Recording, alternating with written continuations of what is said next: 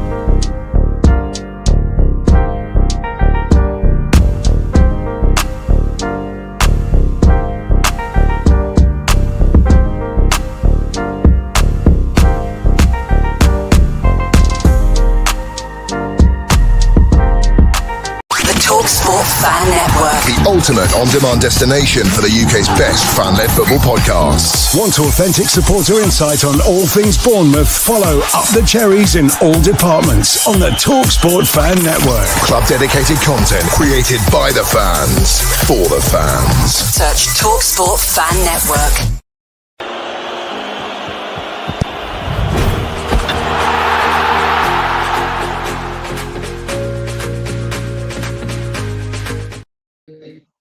Good morning, good afternoon, and good evening. Welcome back to your third edition with our faces this week. Last night may have been a fail, but we're back tonight.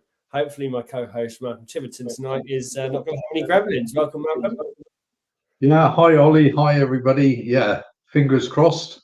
Yeah, rebooted the router, so hopefully everything should be okay. Excellent. Yeah, fingers crossed. Fingers crossed. Watch this space. Yeah.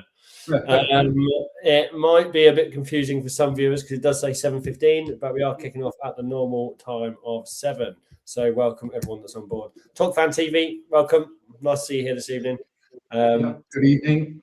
We are going to get straight into it because of 9 minutes yesterday where we didn't get into it. So without further ado, let's hit the lineups now because that's definitely something that you wanted to start with, right? Yeah, I mean, it's best place to start, really, I would think. Absolutely. Yeah, go for it. Okay, obviously with Petra, well, the back five basically picks itself. It does. Adams has got in the middle. Ryan Christie and Tavernier and Eva up front. Bearing in mind, Eva Nielsen was on the bench for the previous game. Yeah, decent lineup, to be honest with you. Can't complain. Brentford, pretty strong lineup for them too. I mean, they're decently fit. We know what they're about. Certainly have their class players and a lot of experience as well. Yeah. So, yeah. Jordan Henderson making an appearance, didn't he? He's not my favourite player, to be honest with you. I did not, even when he was at Liverpool. No. I can't explain why, but yeah, I don't know. Just one of those players. We've all got them, right? We've all got them. Yeah. But obviously, he does bring that, that experience into the team. Yeah. You can't knock it, I suppose. The only disappointing thing, obviously, he went to Saudi, wasn't it? Yeah, exactly. He was still getting England time though while he was away. Exactly. Yeah. So he's still performing at a good level. Yeah. But yeah, certainly, when I look at their lineup, they do have their standout players. They bought Kelleher in from Liverpool, didn't they? In goal, which is a really smart move for them. In the centre at the back, Collins, Van der Berg, just steady players. Yeah. But they're very potent going forward, aren't they? We know Shardy scored a hat-trick against us at Brentford. Thiago up front. Yeah. Who's, having a really decent season. And we can't forget Dango either, can we? And Ratara, yeah, absolutely. Yeah. So, and Jensen as well in midfield, so pretty decent lineup, to be honest here. Yeah. Now, obviously, Game ended 0-0. I know a lot of people will be, again, some might be disappointed, right? But we've hit the magic number now, the big 4-0, which is a fantastic place to be. Going into the game, we haven't had the best results head-to-head against Brentford, really. They're like another West Ham for us a little bit, aren't they? A little bit, yeah. Yeah, strange, isn't it? Yeah. And I was fully expecting it to be similar, so I'm really happy with taking away a point. But look, take us through the first half, because Brentford started pretty sharp. Yeah, we weren't exactly slow, but we come onto it pretty quickly. Yeah. And to be honest with you, I thought our performance, not just first half, but over the 90, was a really decent turnout for us. Considering we've lacked a little bit in the previous games. Yeah. But they were certainly on the money for me. Slightly unfortunate, I would say. But once again, defense, solid defense, and kept Brentford at bay. Considering what firepower they do have. Yeah, bit of an odd one really to talk through. Yes, we had some chances. Tav hitting the woodwork twice, didn't he? Right. Yeah. And also the penalty that wasn't. This is going to be an interesting talking point for us tonight, right? Because the last version of Cherry Slaps, we had another controversial penalty, and it'll be interesting to hear your points on this one compared to the last one. Was it a penalty? And was there enough of a touch on the Achilles? Yeah. Well, to be honest with you, I was surprised watching the game that they showed it back so many times on TV, and I'm thinking, why do they keep repeating this? What should I be watching? Because it must have been minimal, the contact, but there must have been something there for them to keep showing it back. Well, the commentator, I don't know if you had the English version on or the German version, but the English commentary, he was, I'll have to find out who it was, but he was astounded. He was so sure it was a penalty. And for the rest of the game, he kept bringing it up, even when there was other things that went against Bournemouth. And he was like, well, if we'd have pulled it back, then why wasn't that a penalty there? He was very sure that was a penalty on Tav. Okay. But I'm not so sure. I'm of the same viewpoint as you. I don't think it was a penalty. I don't know what all the uproar was about. I think it was a bloody good game of football, to be honest. It was a good watch. It was a really good watch. It wasn't for a 0-0. It was yeah. But yeah, no, I don't think it was a penalty in my opinion. Obviously, anyone watching this back, please do let us know your opinions. But I'll throw something else in. Whilst we're on the topic, I actually watched The Rest is Football today. Oh yeah, which is something on YouTube. For those that don't know it, it's with Gary Lineker, Mika Richards, and Alan Shearer. Mm-hmm. And Mika Richards brought this up, the penalty that wasn't given, because I think he must have been doing Match of the Day or whatever, and he said he cannot understand why it wasn't given. He said for him it was a stone cold penalty. So there's somebody that's in the know. Yeah, it's strange, isn't it? It's really strange. Yeah, I was really shocked to hear that coming from him, because they don't normally mention Bournemouth at all. But because part of the topic today was referees and VAR, amongst others. So that's why he brought it up. Yeah, but it's interesting to hear. Yeah, absolutely. Yeah. Okay, so look, Bournemouth had the better attacking intent, I'd say, but Brentford remained compact and disciplined, as you said. They struggled to get through our defence. We struggled to get through theirs. Tav had a few shots on target or hitting the post, at least hitting the woodwork first half and second half. It was kind of a game without goals, right? Ryan Christie's effort. Ryan, away from him. Yeah. And again, standing out for me are the same names, right? Alex Scott, Senesi, Trafford was Hill. did Jimenez. To be fair, our back four are really, really tight and really good at the minute. No complaints whatsoever from that side. I wasn't even disappointed, even though it ended up 0-0. I wasn't disappointed. I was really pleased about the performance because the level had gone up again. Yeah, which is something that has fluctuated a bit. Certainly this year, where they've sort of dropped a bit, but then come on strong again. Yeah. Or even started again very, very slowly, and it's taken them quite a while to get into it. Yeah, but no, it was all right. Yeah.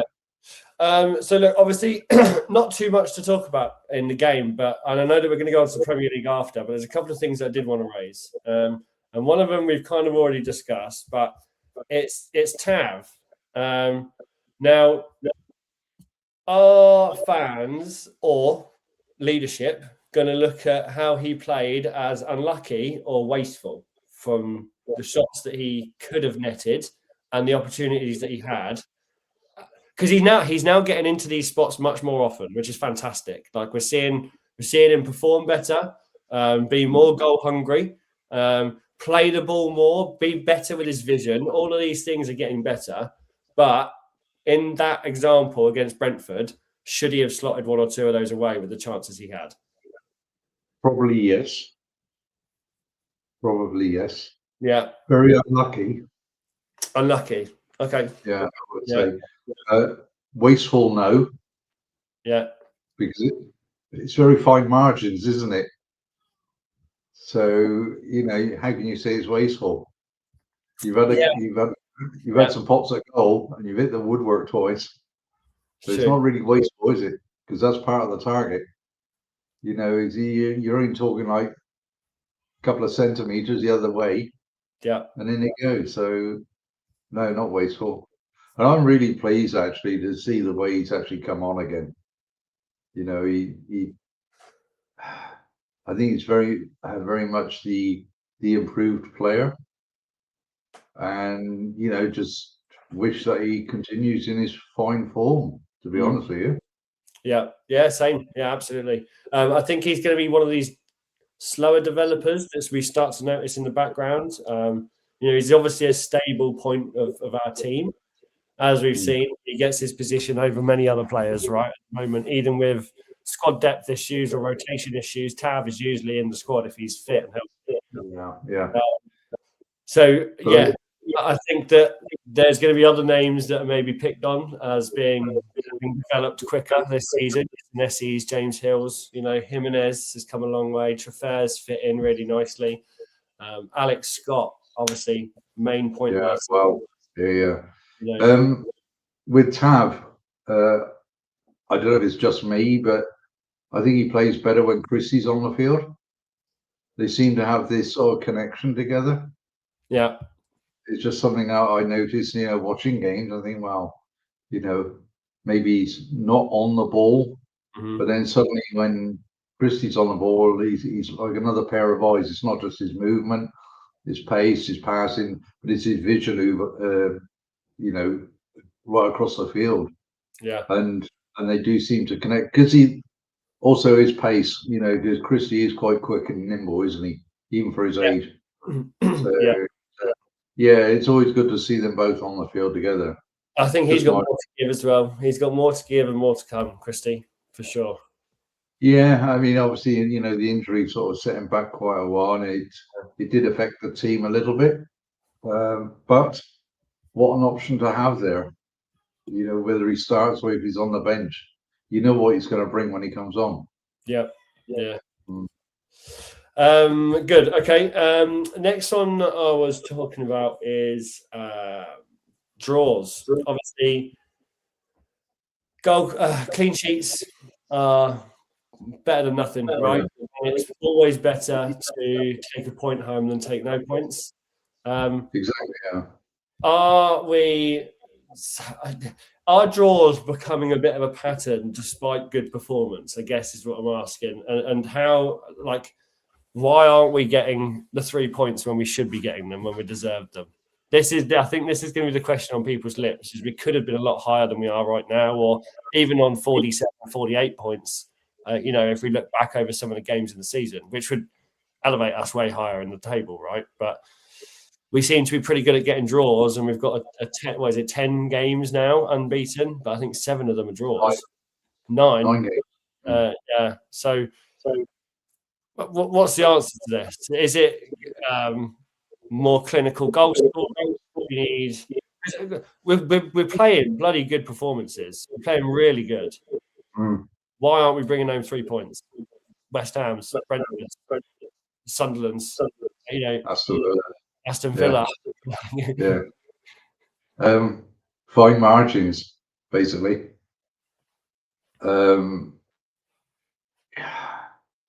I don't think you can actually, because obviously every game's different, isn't it? If you look at the games we've actually played, but what we've drawn in, certainly over the last, few weeks, why haven't we won these games? The opposition have defended very well. You've got to take that into consideration. But okay, we have to have the knowledge on how to break them down, maybe get through them, whatever. It's always two-sided. Little bit unfortunate. I'm not going to go down the road with, the ref didn't give us this or that, because that'll happen all the way through the season. And for us or for the opposition. So that just doesn't even come into the equation. Yeah, clinical. I think if we could be just that little bit, I don't know. It's the same with the Brentford game. If you look in that second half, now Brentford played the ball out from the back. All right, and I know Evan Nielsen was offside, but I don't think even he expected to have the ball turned over so quickly, and it was played straight up to him. So he didn't have a chance. There was somebody who actually made a comment on one of the posts about it, but he's an ever basher, and I just ignored it. I just thought, but it's such brilliant skill as well, to turn the defence the way he did and slot it away. Yeah. But it was a clear cut offside. So, and that's what I mean. So the players are going to be switched on. Yeah. Right now, if he could have foreseen we'd have turned the ball over quicker, then maybe he'd have jogged back instead of walking back. That he could have been then in an onside position. Yeah. And you're only talking about like 2 seconds, because that's all it is. You jog back when the defenders are walking out, you're going to pass them very quickly. Yeah. But I think interesting take. I think against Brentford, a few times we overplayed it. Certainly in the second half, where we had opportunities and just overplay it. Why make the extra run? Why not pass it? We used the width very well, to be honest with you, left and right. But some players keep the ball too long. That's not a negative, but I'm just thinking, come on, release it a bit quicker, and make the defending team make them work. But no grumbles at all. No grumbles at all. It's just one of those things. I mean, we can obviously go on to other teams shortly, and they would be more than happy to be in our position. Yep, absolutely. Yeah, and you're right. I think that leads perfectly onto it. I think at Brentford, it was one of those nights, right? We played the better football, hitting the woodwork twice, as you said, probably denied a penalty. But Brentford defended brilliantly. And in the end, it was 0-0. It was a goalless game at the Vitality, which leaves us on 40 points and 9th in the table. Which we're going to... Yeah, absolutely. Yeah, which we're going to come on to now. Just before we do that, I wanted to mention that we've obviously got Burnley on the 14th. Not this weekend because it's cup games, and then there's some Champions League. And next weekend we've got Burnley, and then on the 20th, I believe, we've got Man U at home. So 2 more games this month, possible 6 points. And we're currently sitting tidy at 9th on 40. Same as Fulham in 10th on 40, and Sunderland in 11th on 40. And after last night's game, Newcastle is 29th with 39, and Crystal Palace Newcastle 12th with 39, and Crystal Palace 13th with 38 after their 3-1 against Tottenham. Would you like to start there? Do you want it? I know you're dying. I know you are. So, well, I mean, to be honest with you, I'm just loving watching football. Now, it might not be, the classy football that maybe we've seen, 2, 3, 4 years ago. I'm just talking in general in the Premier League. Yep. But having said that, if you look at the table, you look at the results this past week, and it's exciting, isn't it? You cannot predict what's going to happen. Yeah. And the old saying goes, there's no easy games in the Premier League, and so it's proving, isn't it? So for those that are sitting around the 40-point mark and saying, thank goodness for that, we've secured our place for next season. Obviously above us, the title, is it gone yet? Or, I mean, that was a turn up, wasn't it? Forest getting a 2-2 draw at Man City, which is, I mean, I don't know if you saw it, I watched it. Yep. Brilliant. Beating Liverpool 2-1. Yeah. I mean, I got all the results down here, and I wanted to mention because I think we mentioned it. I don't know if you went back and watched it. Did you go and see the save on the Newcastle? I didn't actually. Newcastle mentioned. Yeah, 3-2 win that Everton beat Newcastle last weekend. I'm going to have to send you the save last minute from the Everton goalkeeper Pickford. And it just an unbelievable save. It's one of the best things I've seen in a long time. So I'll have to send that over. But they beat United Tuesday night. Yes, 2-1 with 10 men. Wow, yeah, and that was an awesome winning goal, wasn't it? I can't remember the lad's name. He ran it from the fence all the way up the right-hand line, and then he took Azula. And yeah, that's it. And curled it with his left foot around the other centre back. It was an unbelievable goal. Yeah, really good stuff.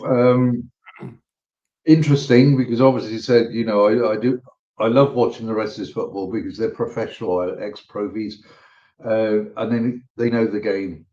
I know Alan Shearer obviously is a passionate Newcastle fan, but he said even with 10 men, he said they made Manchester United look very average. He said they weren't that good. But obviously they had a fight on their hands going down to 10. Yeah. And that was at the end of the first half. Coming to the end of the first half, they got players sent off, which apparently the second yellow was for simulation. Shouldn't have been given, apparently. But, it's just one of these things that referees, they give what they see, I guess. And obviously with the second yellow, VAR is not allowed to be involved, at least this season not. Watch this space. Well, I'm dreading it. I really am dreading next season. With the new rule changes that they want to bring in. But nevertheless, come on. Chelsea thumped Villa 4-1. Yeah, big result. Big result. Wow. A Villa run out of legs? I'm not sure. I mean, was it only a matter of time? I mean, they've been performing at a high level all of a sudden for what, 2 seasons now, 3 seasons? Yeah, but I mean, this season, I mean, they're going so strong, weren't they? And consolidated third place. And over the last couple of weeks, they sort of dropped off a bit. So a 4-1, at home, it's been disastrous, really. But once again, it's having not only Premier League football, FA Cup, and everything else. They got European football as well. So tough call, isn't it? Yeah, and it's such an interesting table as well, because although we say that, they're still fourth on 51 points, the same as United. Yeah. You know, That's right. And there's almost a battle now. The top two, Arsenal and City, 67 and 60 points, and then a jump between United, Villa, Chelsea, Liverpool. Exactly that. So it looks like 5 places, doesn't it, for Champions League? Yeah.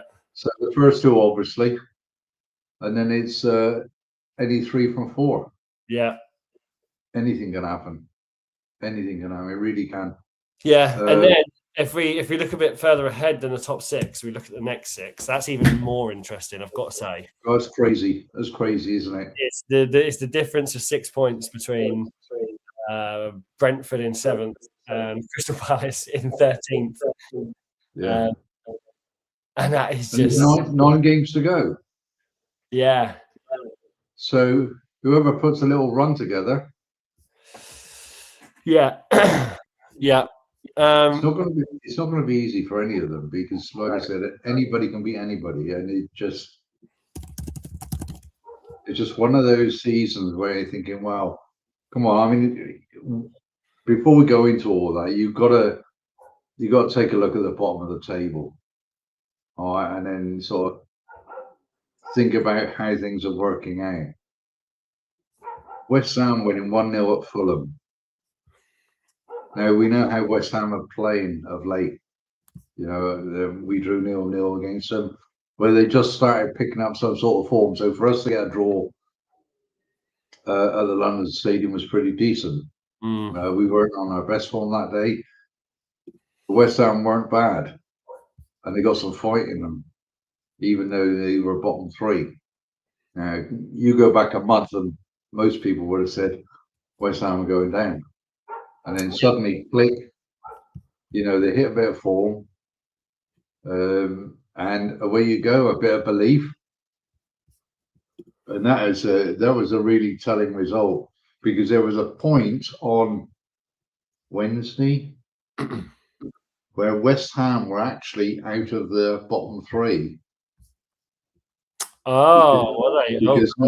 Because Notts Forest went 2-1 down and they swapped places, but obviously Forest got a second equaliser against City, and then that put them back up again. So it just shows you, and it can change so quick.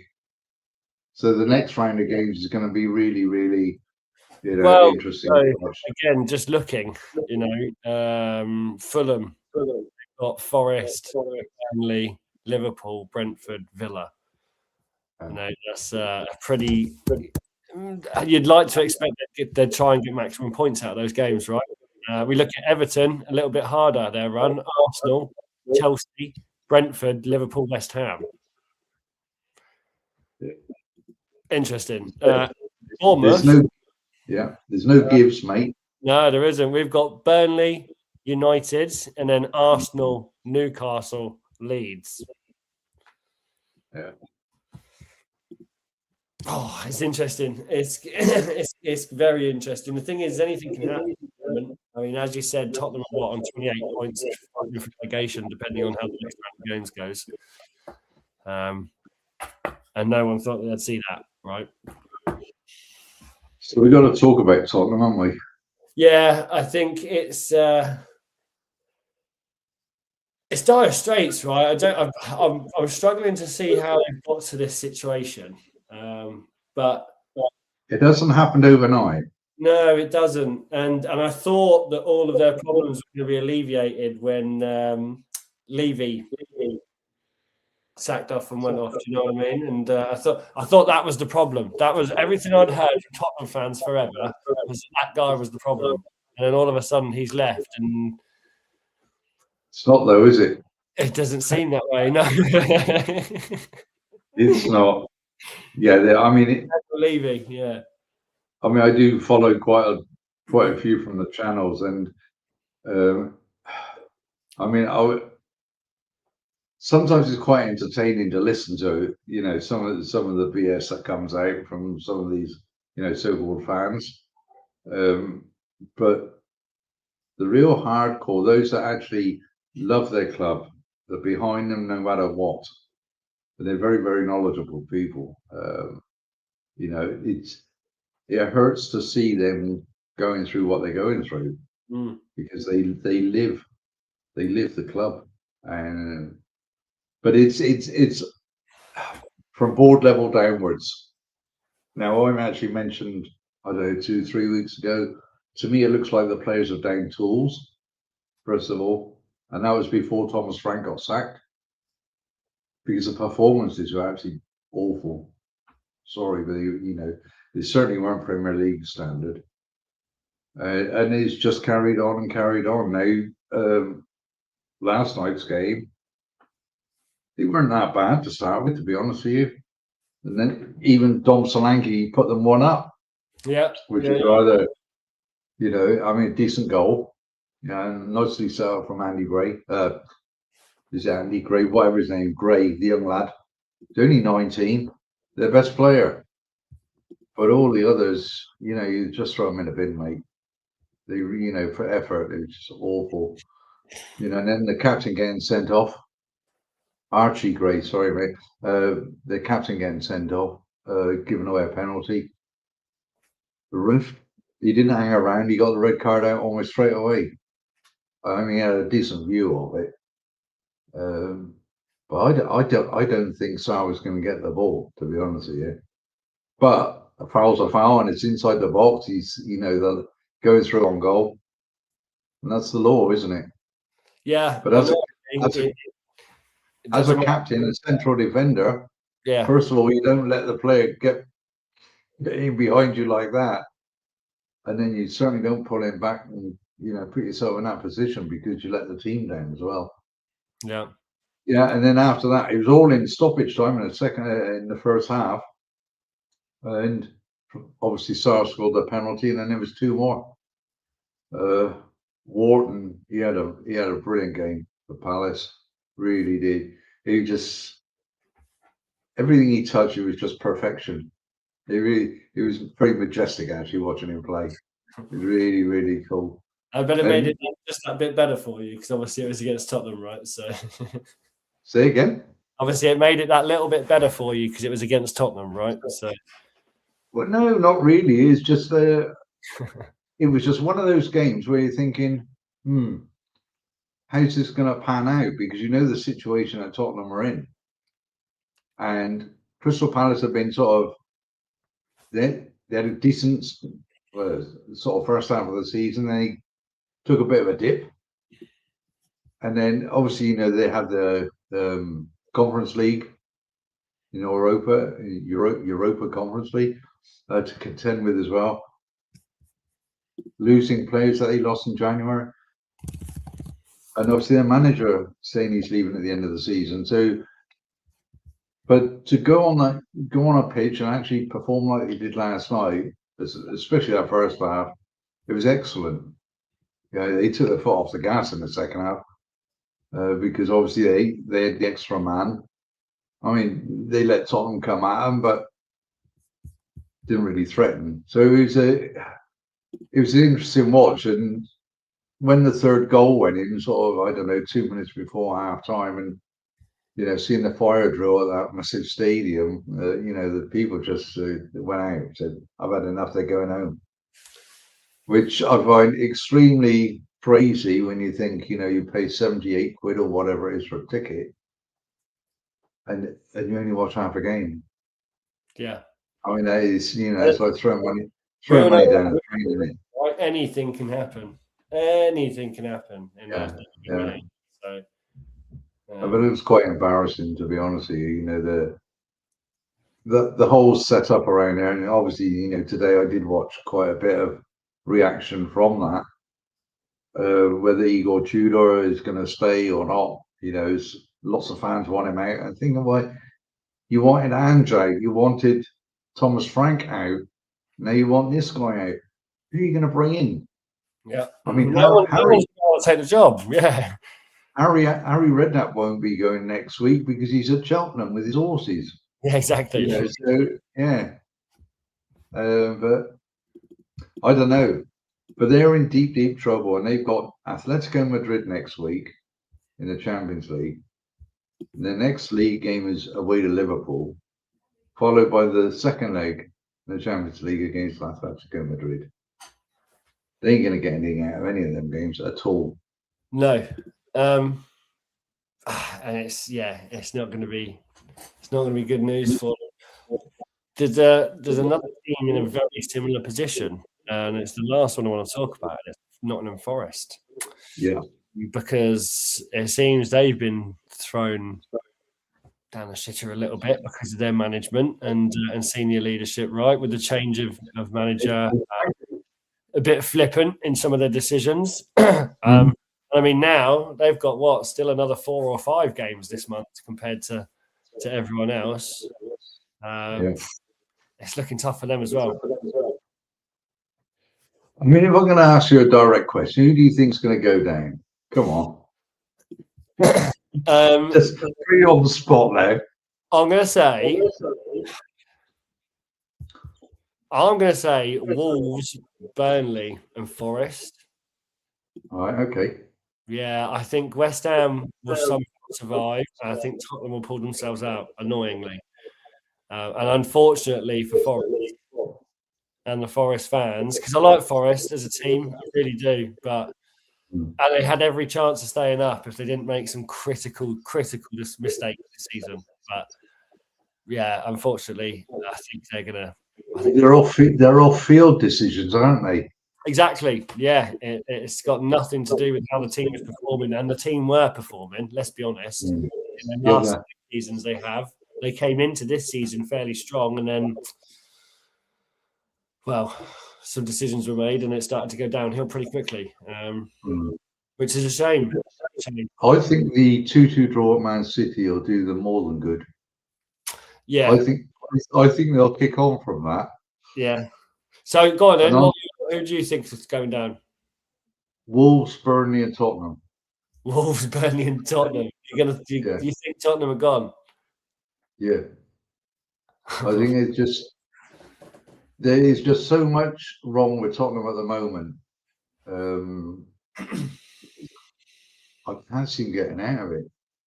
They're keeping the guy there at least until the first game against Atletico Madrid. They've lost Van de Ven for the next 3 games, whatever it is, because of the red card.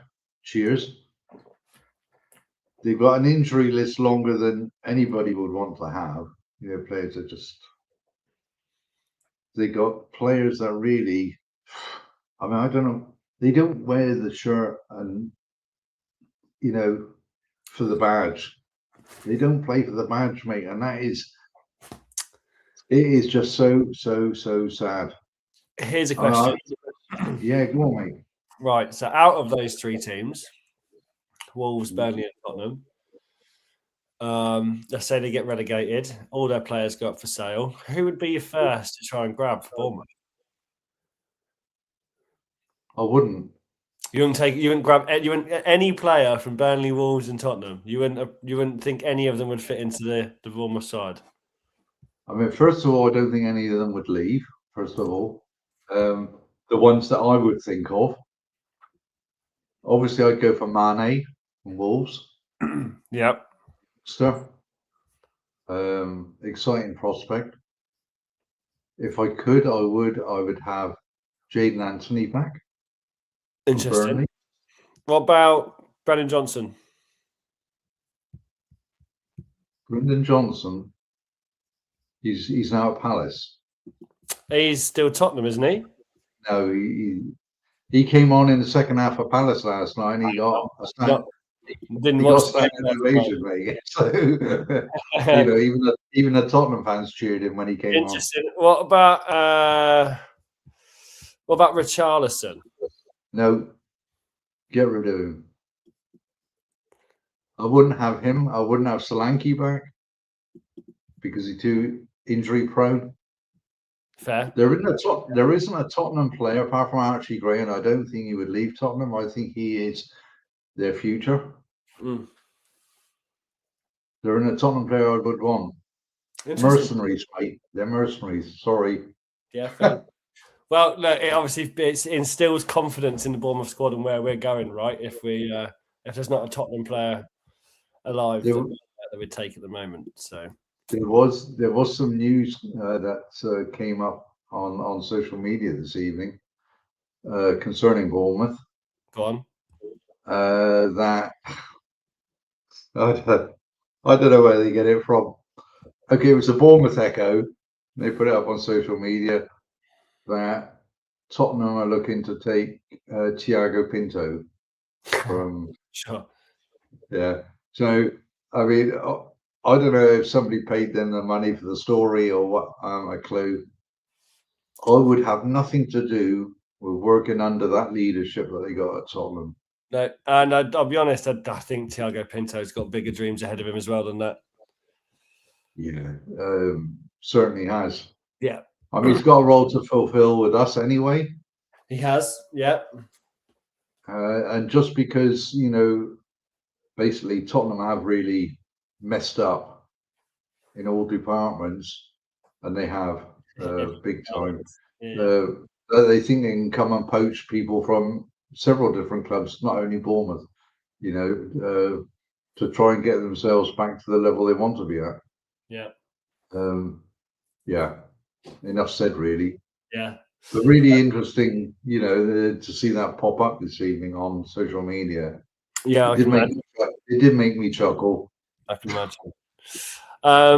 No football this weekend, unfortunately, for us as a squad. We are back on the 14th of March, I believe, against Burnley. However, there is a game that I do want to point out tomorrow, and that is the Wrexham-Chelsea game, which it'll be the first. No, I'm not going, but it's definitely something that's the talk of the town where I am. I know a lot of Wrexham fans, and a lot of them are very, very excited for this head-to-head. So, should be a good watch if you want. Yes. I mean, there's a game coming up shortly, isn't there? There is, yeah. What is that game? Wolves, Liverpool. I was trying to find it really quickly. Right, you don't need to. Is that what I said? FA Cup game. Yeah, interesting. Wolves have just beaten 2-1. Yeah. I can't see the same thing happening. Well, you'd like to think not, no, but I'd imagine Wolves are surely pushing harder for this than the Premier League. They must know that they're already pretty much out of the Prem. So if they can win the FA Cup or go for the FA Cup, they're going to get more money. They're playing with freedom now, aren't they? Hey? They're playing with freedom. They've got no shackles around them now. Yeah, exactly. Yeah. Which I think might be good for them. Yeah. It'd be interesting to see how it goes. I'm looking forward to it, to be honest with you. Yeah, absolutely. Guys, I believe keep your eyes open and your ears ready for a cherry picking next week, possibly. Aside from that, you won't see us now until the 16th of March, which is a week on Monday. Wow. Yeah, I know, which is really long. However, there is some exciting news coming in the coming months. So do get ready for that, because there is some big new events coming, and they're going to be super exciting, and you're going to love it. So for now, up the Cherries in all departments. Have a great weekend, whatever it is that you're doing, and until next time. Thanks, Ollie. Thanks, everybody. Yeah, up the Cherries.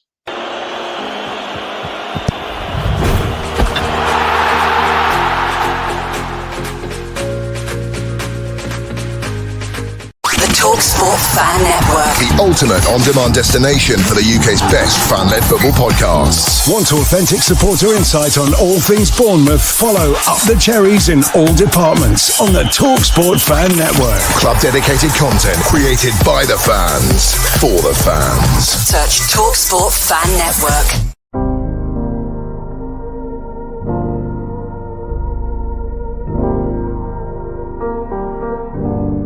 I should be like you, Mel.